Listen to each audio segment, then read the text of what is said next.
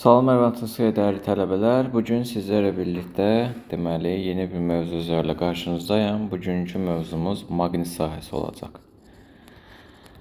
Deməli maqnit sahəsini bu mövzunun iki hissə halında deməli izah edəcəyik. İlk hissədə deməli ilk öncə sabit maqnitlərə baxacağıq, onların xassələrinə baxacağıq. İkinci hissədə isə bunların daha iləri səviyyəsinə bir göz yetirəcəyik. İlk öncə deməli istiqamətlərdən başlayaq. Xatırlayırsınızsa biz deməli düz xətti bərabər sürətli hərəkətdə istifadə etdiyimiz vektorları yazaq. Bir sağa olaraq vektor istifadə etmişdik, bir sola doğru. Sağ-sol vektorları. Xatırlayırsınızsa deməli ümumdünya cazibə qanununda da həm yuxarı, həm də aşağı vektorları istifadə etmişdik. Burada isə istifadə eləyəcəyimiz iki cür vektor olacaq. Bir dairə içində nöqtə, bir də dairə içində x. Deməli bu nöqtə elə bil ki, nöqtə ilə x-in fərqini çox zaman uşaqlar, tələbələr yaxşı yadında saxlayanmır. Bunu deməli belə izah edir ki, nöqtə elə bil ki, şəkildən elə bil ki, bizə doğru gəlir. Yəni elə bil ki, bu nöqtədə elə bil ki, nöqtə bizim gözümüzə girir elə bil ki. Elə bir şey, elə bir qayda ilə yadınızda saxlaya bilərsiniz. Elə bil ki, nöqtə yaxınlaşdıqca bizim gözümüzün ətrafında çəmbərdə nə edir? Böyüyür. Yəni deməli müstəvidən, deməli və ya şəkildən deməli bizə doğru olacaq. X isə elə bil ki, məsəl üçün əgər ki, məsəl üçün oyun oynamışsınızsa, məsəl üçün silah oyunları falan oynamışsınızsa, hədəf qismində görmüşsünüzdür, x işarəsi var. Yəni bizdən müstəviyə doğru. Nətər ki, x işarəsi bizdən hədəfə doğrudur. Burada isə x-dən, yəni bizdən deməli şəklə doğru olacaq. Bunları deməli yazdıqdan sonra keçək birinci başlığımız sabit maqnitlər. Sabit maqnitlərdə əsasən biz nəyə öyrənirik? Bizdə ən sadə olaraq maqnitə baxacağıq. Maqnitin deməli bir hissəsini N yazacağıq, bir hissəsini S yazacağıq. Və bu maqnitləri biz iki hissəyə parçalasaq, hər bir hissəni iki hissəyə parçalasaq, deməli ixtiyari olaraq hissəyə bölünmür. Deməli sağ tərəfi N olur, sol tərəfi S olur və həmçinin bu N tərəfi də biz iki hissəyə parçalasaq, burada da sağ tərəfi N olur, sol tərəfi S olur. Aha. Və deməli burada əslində sabit maqnitlərdən, ümumiyyətlə maqnit sahəsindən danışırıqsa, burada yüklü zərrəciklərə də bir nəzər yetirəcəyik. Yəni bu əslində elektrik sahəsi ilə xarakterizə olunan bir dərsdir. Həmçinin xatırlayırsınızsa, eyni yüklər, eyni elementli yüklər bir-birlərini nətər ki itələyirsə, eyni deməli bu o qütblü maqnitlər də bir-birini itələyəcək və fərqli deməli fərqli qütblü maqnitlər də bir-birlərini deməli burada cəzb eləyəcək. Yəni elə bil ki, eyni yüklər nətər ki bir-birini itələyirsə, burada da eyni deməli o qütblər bir-birlərini itələyəcək həmçinin. Və deməli burada maqnitin yaranma hissəsinə baxaq. Məsəl üçün bu ixtiyari maqnitdir. Bir saniyə. Bu ixtiyari maqnitdir. Bu hissəsini ayırdıq S, bu hissəsini ayırdıq N. Maqnit öz daxilində S-dən N-ə doğru gedir, amma xaricində N-dən S-ə doğru gedir. Yəni belə bir nəzəriyyə çəksək, deməli markerin rəngi dəyişim. Elə bil ki, buradan belə bir sahə yəni S-dən N-ə doğru gedir. Xaricdən deməli baxıldığında N-dən isə doğru gedir. Yəni bu istiqamət heç bir zaman deməli pozulmur. Daxildən baxıldığında istiqamət deməli bu istiqamətdə gedir. Xaricdən baxıldığında isə bu istiqamətə doğru deməli təsəvvür olar ki, N-dən S-ə doğru gəlir, fırlan keçir kimi baxıla bilər. Və həmçinin maqnit sahəsi deməli burada o qüvvə xəttlərinə baxarsaq, burada məsəl üçün 2 dənə ixtiyari maqnitdir.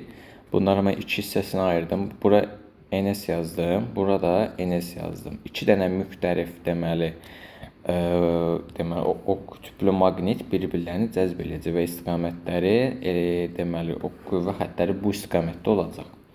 Maqnit sahəsi deməli bizim sabit cərəyanda öyrəndiyimiz kimi tam dövrə hissəsi kimi deməli bu hissə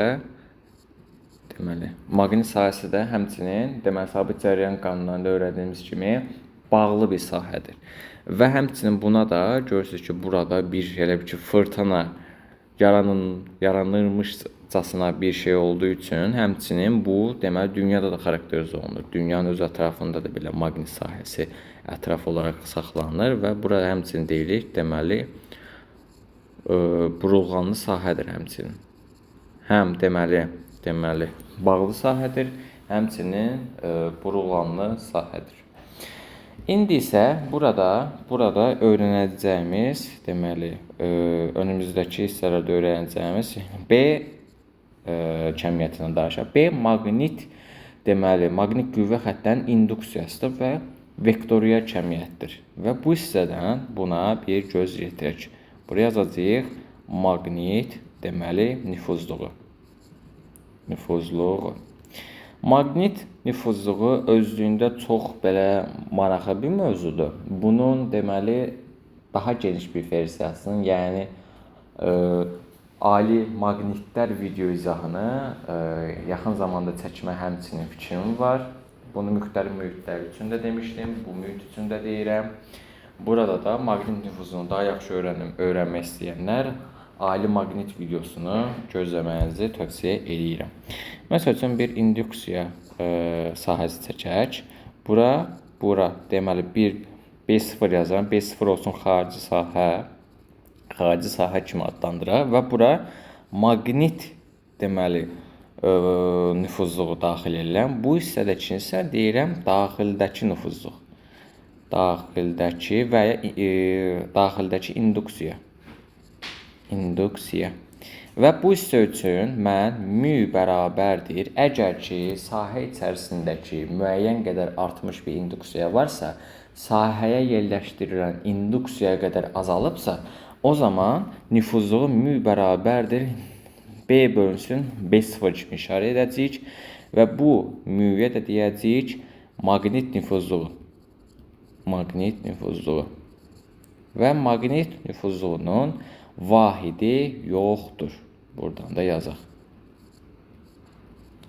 Vahidi yoxdur. İndi gəlin burada fərqli maqnitlərə baxaq. 3 cür maqnit var burada. Deməli, birinci maqnit diamaqnitlər.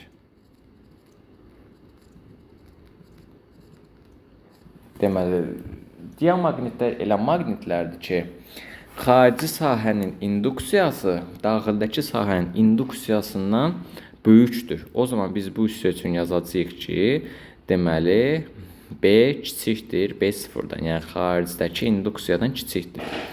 Və həmçinin burada maqnit nüfuzluğu da sahə içərisində xarici nüfuzluqdan daha kiçik olduğu üçün o zaman biz bura vahid olaraq götürsək, maqnit nüfuzluğu vahiddən daha kiçik olacaq. Keçək ikinciyə. İkinci deməli paramaqnitlər. Deməli burada isə işlər dəyişir. Buradakı daxili sahədəki induksiya xarici sahənin induksiyasından daha böyük olana görə B böyük olacaq B0-dan və induksiya böyükdürsə, nüfuzluq da vahiddən daha böyük olacaq. O zaman 1-dən də böyük olacaq. Və gələk əsas 3-cü hissəmizə, ferromaqnitlər. Ferromaqnitlər əsas olaraq belə götürülür ki, sahənin daxilində olan induksiya xarici sahənin induksiyasından çox böyükdür. Və riyaziyyatda da, həmçinin fizikada da çox böyük işarəsi 2 qat bərabərlik işarəsi götürülür və bu xarici sahənin induksiyasından daha böyükdür və həmçinin mü də vahiddən çox böyük olacaq. Ferromaqnitlər, məsəl üçün, ferriumdur, nikeldir, deməli o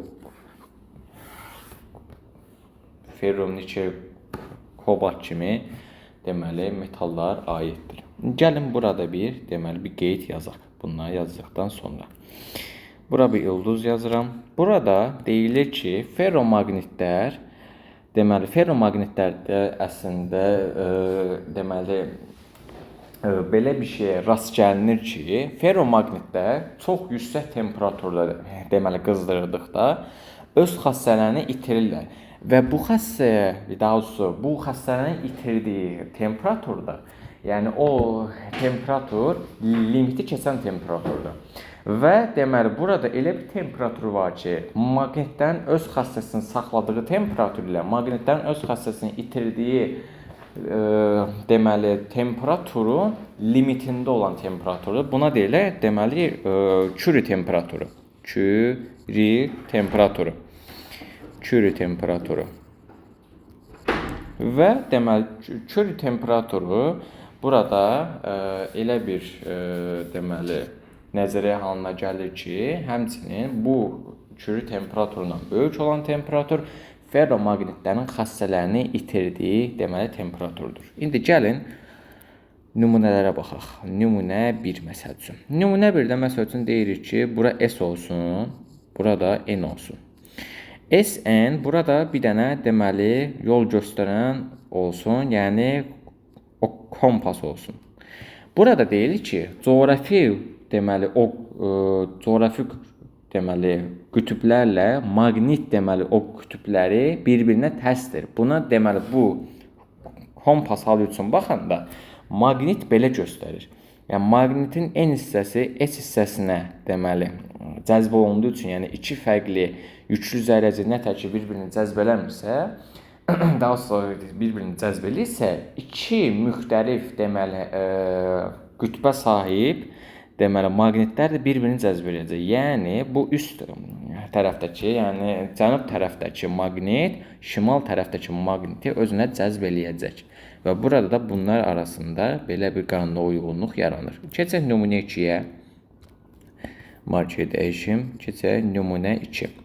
Nümunə 2-də məsəl üçün deməli sahə xəttləri olsun. Sahə xəttləri deməli bura induksiya xəttləri üçün baxacağıq. Biz deməli elektrik sahəsinin intensivliyi xəttlərində, daha sonra elektrik sahəsinin qüvvə xəttlərini necə yazmışlar? N-dən burada, N-dən isə doğru da deyirsə, müsbətdən mənfiyə doğru gedir, düzdürmü? Burada isə N-dən isə doğru gedəcək. N-dən isə doğru və burada da N-dən isə doğru, yəni şimaldan cənuba doğru gedəcək. Bunu deməli ingiliscə north olaraq, bunu da south olaraq yadda saxlaya bilərsiniz.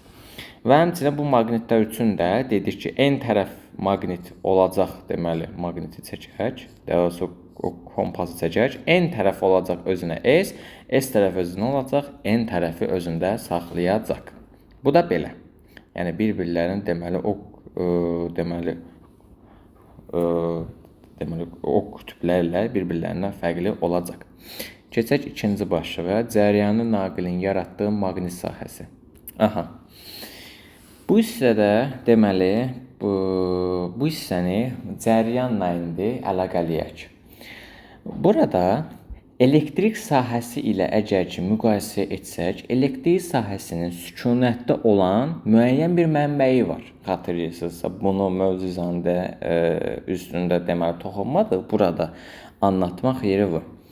Elektrik sahəsinin sükunətdə olan bir mənbəyi var, amma maqnit sahəsinin sükunətdə olan bir mənbəyi yoxdur. Maqnit sahəsinin yaranması üçün bəzi şərtlər var. Gəlin o şərtlərə baxaq. Şərtlər. İki cür şərtimiz var. Birinci yüklü zərrəciklər. İkincisi isə hərəkət. Və burada da belə bir nəzəriyyət çıxır ki, yüklü zərrəciklərin hərəkəti maqnit sahəsi yaradır. Və deməli bunu daha yaxşı anlamaq üçün bir nümunəyə baxaq. Nümunəmiz olsun 3-cü nümunə, səhv etməmişəm. Deyir ki, məsəl üçün neytron yeyinləşir. Maqnit sahəsi burada varmıdır, yoxmudur? Neytron ilk öncə çəkirik. Neytron istiqamətlənmiş hərəkətdə gedir. Hərəkət varmı? Bəli, var. Yəni şərtin ilki ödəndi. Yaxşı, bəs neytronun yükü varmı? Neytron yükü yoxdur. Neytron yükü olmadığına görə maqnit sahəsinin yaranma şərtini ödəmir. Yəni sahə yaranması üçün hər iki şərt ödənməlidir. Həm yük ayrıcılığı olmalıdır, həm də sürət olmalıdır.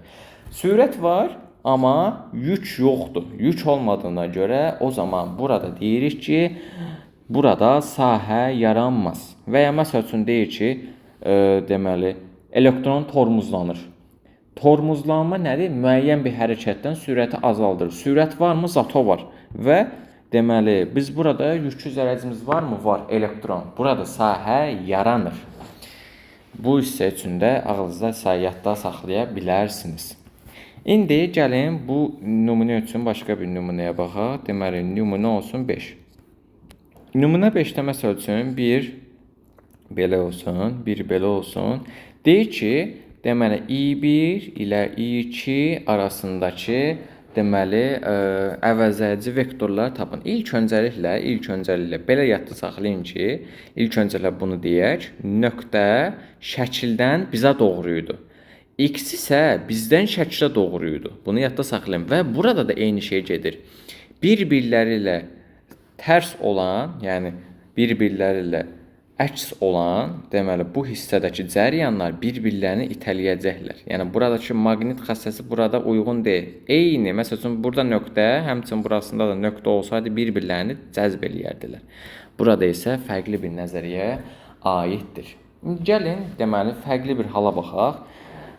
Bu hal nədir? Məsəl üçün belə bir nəzəriyyə deyə bilərəm ki, cəryan kəşf olunduqdan sonra izləməyə görə görürlər ki, eyni istiqamətli, deməli, paralel naqillər bir-birlərini cəzb edirlər. Məsələn, 2 naqilimiz olsun bu istiqamətdə. 2 də eyni istiqamətdə olsun. Deməli, bu hissəyə belə bir hissə çəkək. Bu yaratdığı naqildir. Deməli, ikisi də müsbətdən mənfiyə doğru gedir. Bu da müsbətdən mənfiyə doğru gedir. Və həmçinin hər ikisi də yuxarı doğru gedir. Eyni istiqamətli və eyni, deməli, buradakı bu qütb yaranmasına görə bu hissədə, yəni həm bu hissədə var, həm bu hissədə var. O yüzdən də bunlar bir-birlərini, deməli, cəzb eləyəcəklər. O zaman buraya yazıram məsələn F1, buraya yazıram F2, buraya yazıram məsələn ikinci naqil, buraya yazıram birinci naqil. Yaxşı, bəs bunun fərqli halı necə olar? Məsələn, bu yuxarı getsin, bu da aşağı getsin. Buradan naqiləri yenə çəkək. Deməli, bu müsbətdən mənfiyə doğru getsin. Aşağı doğru gəldiyi üçün təbii ki, müsbətdən mənfiyə doğru burada gedəcək. Burada görürsünüz ki, bu saat əqrəbinin əksi istiqamətindən gedir. Burada saat əqrəbi istiqamətin, daha sonra saat əqrəbinin hər ikisi əksi istiqamətində gedir. Bunu deməli, bundan qarışdırmayın. Amma oxun istiqaməti bir belədir, bir də ki, belədir. Və elə bir ki, bunu maqnit kimi də, yük kimi də yaxşı saxlaya bilərsiniz. Ayrı istiqamət, yəni fərqli istiqamətdə olanda bir-birlərini, deməli, itələyirlər. Bura F2 yazaq, burada F1 yazaq. Məsəl üçün, bura I1 yazaq, burada I2 deyə qeyd eləyək. Aha, bu hissəni yazdıq. İndi bu hissədən sonra gələk, deməli, maqnit sahəsi, maqnit induksiyası sahəsi, deməli, maqnit sahəsi ümumiyyətlə hansı, deməli, yolla, deməli, aşkarlanır. Bunun rəsmi adı sağ yivli, deməli, burğu qaydasıdır. Bunu nəzəriyyələrdə verəcəklər sizə əsasən. Sağ yivli burğu qaydası. Amma məsələlərdə isə sağ əl qaydası verilir. Sağ əl qaydası. Hər ikisi də eynidir. Sadəcə bu rəsmi addır, bu rəsmi adıdır elmidə. Bu isə deməli elə bir ki, deməli bizim misal və məsələlərdə tətbiq tərəfində işlətdiyimiz hissədir. İndi bu hissəni daha doğrusu canlıda deməli video olmadan göstərmək çətindir, amma buradan anlatmaya çalışım sizə. Burada ilk öncə sağ əlimizi elə tuturuq ki, deməli bu o 4 barmağımız, deməli cəryan istiqaməti, daha doğrusu o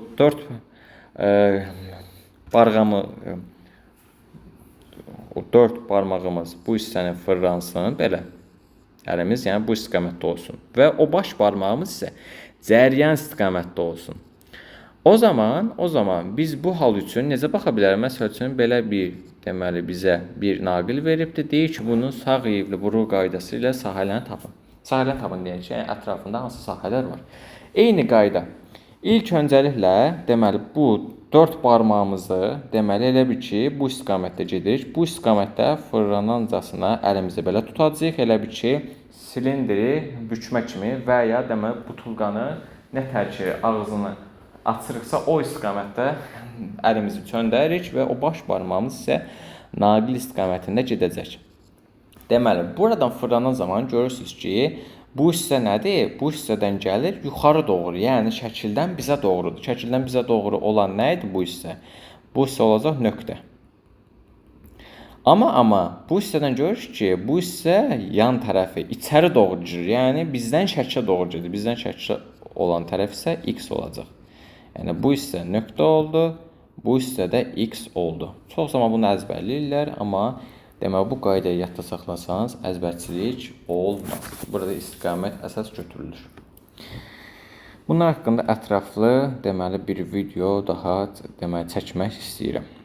Videoları arda qoşuram, amma inşallah hər birini çəkmə şərait daha çox da vaxt olar inşallah. Deməli, üçüncü, amper qüvvəsi. Amper qüvvəsi. Amper qüvvəsi üçün biz necə yaza bilərik? Elə bir, deməli, bir sahədən söz gedir ki, bu sahədə ixtiyari bir, deməli, məsəl üçün, çubuq alaq. Bu çubuq, məsəl üçün, cəryan olsun. Çubuqdan axan cəryan bir i deyək və bu həmin bu sahənin deməli oxları ilə əmələ gətirdiyi, induksiya oxları ilə əmələ gətirdiyi bucağı alfa deyək. O zaman buradakı F amper qüvvəsi bərabər olacaq IBL sinus alfa. Bu naqilin uzunluğuna da bir L desəm buradan. O zaman IBL aralarındakı bucaq sinus alfa yazacağıq və həmçinin maksimum qiymətdə sinus bilirsiniz ki 90 dərəcə maksimum alır. Buradakı əgər ki deməli perpendikulyar halına baxarsaq FA maksimum bərabərdir IBL və həmçinin burada deməli induksiyanı taparsaq F maksimum amper deməli bölünsün IL. Bu düstur da bizim əsas düsturlarımızdan biridir. İnduksiyanın vahidi deməli bir Tesla olaraq qəbul edilir. Tesla buradan baxarsaq qüvvənin vahidi nədir? Newton. Cəryan vahidi nədir? Amper. Uzunluğun vahidi nədir? Metr. O zaman amper vurulsun metr olacaq. Buradan həmçinin bu hissəni deməli vahid olaraq açarsaq, Newtonda bir dənə kiloqram var, kiloqramlar qalacaq, metrlər gedəcək. O zaman kiloqram bölünsün amper vursun saniyənin o kvadratı almış olacaq və induksiya vektoru üstündə vektor olur və vektorial cəmiyyətdir. Və bir şey də yadda saxlayın ki, burada bir nəzəriyyə deyirik. Uzunluğu 1 metr olan və cəryan şiddəti 1 amper olan naqilə maqnit sahəsi tərəfindən xarakterizə edən, yəni təsir edən maksimal qüvvəyə deməli deyirik induksiya. Yenə deyirəm, uzunluğu 1 metr və deməli 1 amper cəryan şiddətinə malik naqilin deməli maqnit sahəsi tərəfindən təsir edən maksimal qüvvəyə deyirik maqnit induksiyası. Və burada bir şey yadınızda saxlayır ki, həmişə nəzəriyyələrdə sol əllə istifadə edilir. Amma alimdən adı olan nəzəriyyələrdə burada deməli alimlərin adında sol əl qaydası, amma nəzəriyyələrdə isə sağ əl qaydası istifadə olunacaq. Və bu hissədən deməli amper qüvvəsi olsun, Lorentz qüvvəsi olsun, deməli elektromaqnet deməli rəqslərdə, dalğalarda biz bunları hamısının nəzəriyyə adı varsa, sağ əl qaydası, alim adı varsa, məsələn amper qüvvəsi, Lorentz qüvvəsi biz bunlara sol əl qaydası tətbiq edəcəyik. Sol əl qaydasını necə deməli göstərə bilərik? Buradan göstərməyə çalışaq. Məsəl üçün bir dənə naqilimiz var. Deməli, bu induksiya xəttləri olsun, induksiya sahəsi olsun, bu naqilimiz olsun. Bu işarə nə idi? Bizdən şəkil müstəvisinə doğru. Məsəl üçün, buraya yazaq bir i. Aha. Və burada bir şeyi unutmayın ki, bu hissədən deməli, f arxı, deməli, burada f amper, F arximet deyirəm. F amper nə idi? F amperin istiqaməti ya belə olacaq, ya belə olacaq deyə bilərsiniz. Gəlin solar qaydası hesablayaq. İlk öncəliklə bu 4 barmağımız cəryan istiqamətində olacaq. Yəni əlimiz bu istiqamətində olacaq və o baş barmağımız isə amper qüvvəsini bildirəcək. Əlimizin bu 4 barmağı belə olacaq. X isə bizdən şəkil müstəvisinə doğru olduğu üçün elə bir ki, deməli, əlimizin içini bu istiqamətdə qoyacağıq. Elə bir ki, buradan belə göstərmə, misal üçün çəkək. Məsəl üçün bu, deməli, baş barmaqdır. Bu istiqamətdə olacaq elə bir ki. Bu, deməli, bu 4 barmağımız, düzü burada 3 barmaq oldu, amma nəyəsə, bu 4 barmağımız cəryan istiqamətində olacaq. Bu baş barmağımız isə yuxarı doğru olacaq. Və biz bu hissəyə, deməli, deyəcəyik ki, deməli, bu hissə F amper qüvvəsi olacaq. F amper qüvvəsinin istiqaməti yuxarı doğru olacaq. Gəlin indi bunu fərqli halda baxaq. İkinci hal üçün baxaq. İkinci halda məsələn burada deməli nöqtəli bir sahədir. Yenə bu istiqamətə getsin. Nöqtəli bir sahəyə baxırıqsa, deməli necə olacaq? Yenə sol əlimizi tuturuq. Nöqtədirsə nə olacaq? Şəkildən bizə doğru olacaq. Bu istiqamətdə olacaq. Yəni şəkildən bizə doğru gəlir. Elə bir ki, gözümüzün içinə bir dənə deməli çubuq girir, elə bir ki, şəkildən elə yadda saxlaya bilərsiniz. Şəkildən bizədirsə, o zaman əlimizin içinə doğru girəcək və əlimizi bu istiqamətdə qoyacaq. Deməli, bu əlimizdir və əlimizi bu istiqamətdə qoyacaq. Görürsünüz ki, deməli, bu 4 barmaq cəryan istiqamətində olacaq və bu baş barmaqda amper qüvvəsinin istiqamətini bildirəcək və bu hissədə F amper hissəsi olmuş olacaq. Və deməli bundan sonra bir kiçik deməli hissəyə də nəzər yetirmək lazımdır. Bu hissəsinə də deməli müəyyən qaydalar ilə toxunduq və deməli maqnit hissəsinin ilk hissəsi budur. Maqnit dərsinin ilk hissəsi budur. İkinci hissəsində isə Lorentz qüvvəsinə deməli bir nəzər yetirəcəyik. İlk mövzuzəndən bu qədər uşaqlar. Deməli dərsdə qeyd olmağı unutmayın. Özünüzə yaxşı baxın. İkinci dərs